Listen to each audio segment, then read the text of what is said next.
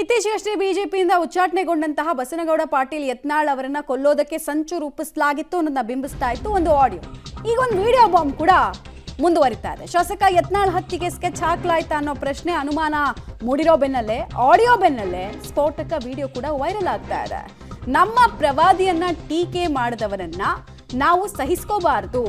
ನಮ್ಮ ಹೋರಾಟ ಯತ್ನಾಳ್ ಅನ್ನುವ ಹುಳದ ವಿರುದ್ಧ.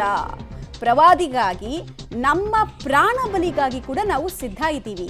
ಧರ್ಮಕ್ಕಾಗಿ ಎಲ್ಲಾ ಮುಸ್ಲಿಮರು ಕೂಡ ಒಗ್ಗಟ್ಟಾಗಬೇಕು. ಪ್ರವಾದಿ ವಿರುದ್ಧ ಮಾತನಾಡೋನಿಗೆ ಒಂದೇ ಶಿಕ್ಷೆ, ತಲೆ ಕತ್ತರಿಸೋದು. ಇನ್ಸ್ಟಾಗ್ರಾಂನಲ್ಲಿ ವಿಜಯಪುರದ ಯುವಕನೊಬ್ಬ ಮಾಡಿರುವಂತಹ ವಿಡಿಯೋ ಈಗ ಬಹಳ ಚರ್ಚೆಗೆ ಕಾರಣ ಆಗ್ತಾ ಇದೆ. ಸರ್ ತನ್ ಸೆ ಜುದಾ ಅನ್ನೋ ಸ್ಟೇಟ್ಮೆಂಟ್ ಅನ್ನು ಆತ ಕೊಟ್ಟಿದ್ದಾನೆ. बीजापुर फाउंडेशन से मैं सुहेल जरतार, जो बीजापुर का एमएलए बसनगौड़ा पाटिल यत्नाड़, इसने हमारे प्यारे नबी की शान में गुस्ताखी की है.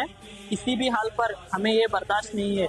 हमारी ये गुजारिश है कि इस जल्द से जल्द अरेस्ट किया जाए. हमारी पुलिस डिपार्टमेंट से ये अपील है.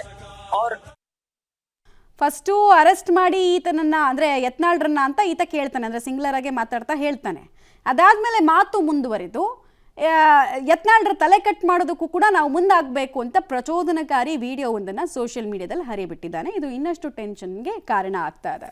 ಡೀಟೇಲ್ಸ್ ಕೊಡ್ತಾರೆ ಪುರುಷೋತ್ತಮ್.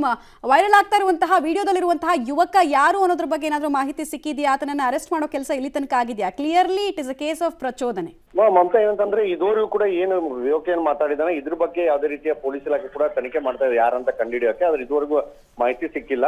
ಆದ್ರೆ ಈ ಏನು ಯುವಕ ಇದ್ದಾನೆ, ಈ ಯುವಕನಿಂದ ಈ ರೀತಿ ಏನೋ ಒಂದು ವಿಡಿಯೋ ಇತ್ತು. ನಿನ್ನೆ ಕೂಡ ಏನು ಅಂತಂದ್ರೆ ಒಂದು ಆಡಿಯೋ ಕೂಡ ವೈರಲ್ ಆಗಿತ್ತು. ಅದ್ರ ಬೆನ್ನಲ್ಲೇ ಇದು ಈಗ ಏನು ಅಂತಂದ್ರೆ ಈ ರೀತಿ ಒಂದು ಇನ್ಸ್ಟಾಗ್ರಾಮ್ ನಲ್ಲಿ ಏನೋ ಒಂದು ಯತ್ನಾಳ್ ವಿರುದ್ಧ ಮತ್ತೆ ಷಡ್ಯಂತ್ರದ ಒಂದು ಏನೋ ಆಡಿಯೋ ವಿಡಿಯೋ ಬಿಡುಗಡೆ ಆಗಿದೆ. ಇದರಿಂದ ಕೂಡ ಏನೋ ತೀವ್ರ ಆತಂಕ ಒಂದು ಜಿಲ್ಲೆಯಲ್ಲಿ ಮೂಡಿದೆ ಅಂತಾನೆ ಹೇಳ್ಬೋದು.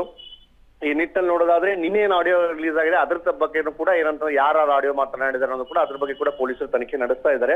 ಆದ್ರೆ ಇದುವರೆಗೂ ಕೂಡ ಯಾರು ಕೂಡ ತನಿಖೆ ಅರೆಸ್ಟ್ ಕೂಡ ಯಾರನ್ನು ಮಾಡಿಲ್ಲ ಮತ್ತು ಈ ತನಿಖೆಯನ್ನು ಮುಂದುವರೆದಿದೆ ಅಂತ ಹೇಳ್ಬೋದು. ಇನ್ನು ಇದರಲ್ಲೂ ಕೂಡ ಏನು ವಿಡಿಯೋ ಇದೆ, ಈ ವಿಡಿಯೋದಲ್ಲಿ ಕೂಡ ಏನಂತಂದ್ರೆ ಯಾವ ರೀತಿ ಆಡಿಯೋದಲ್ಲಿ ಹೇಳಾಗಿತ್ತು ಅದೇ ರೀತಿ ಏನು ಅಂತಂದ್ರೆ ಯಾರು ಒಂದು ದೇವರು ನಮ್ಮ ದೇವರೊಟ್ಟಿಗೆ ಒಂದು ಗುಸ್ತಾಖಿ ಮಾಡಿದಾರೆ, ಅಂದ್ರೆ ಯಾರು ಒಂದು ತಪ್ಪಾಗಿ ನಡವಳಿಕೆ ನಡೆದುಕೊಂಡಿದ್ದಾರೆ ಅವ್ರ ಸರಸೇಜುದ ಅಂತಂದ್ರೆ ಮತ್ತೆ ರುಂಡವನ್ನ ದೇಹದಿಂದ ಕತ್ತರಿಸಬೇಕು ಅನ್ನೋ ನಿಟ್ಟಿನಲ್ಲಿ ಈ ವಿಡಿಯೋದಲ್ಲಿ ಕೂಡ ಮಾತನಾಡಿ. ಇದರಿಂದ ಅಂತಾನೆ ತೀವ್ರವಾದಂತಹ ಒಂದು ಆತಂಕ ಒಂದು ಜನರಲ್ಲಿ ಕೂಡ ಮೂಡಿದೆ ಅಂತಾನೆ ಹೇಳ್ಬೋದು. ಮಮತಾ, ಧನ್ಯವಾದ ತಮ್ಮ ಮಾಹಿತಿಗಾಗಿ ಪುರುಷೋತ್ತಮ್.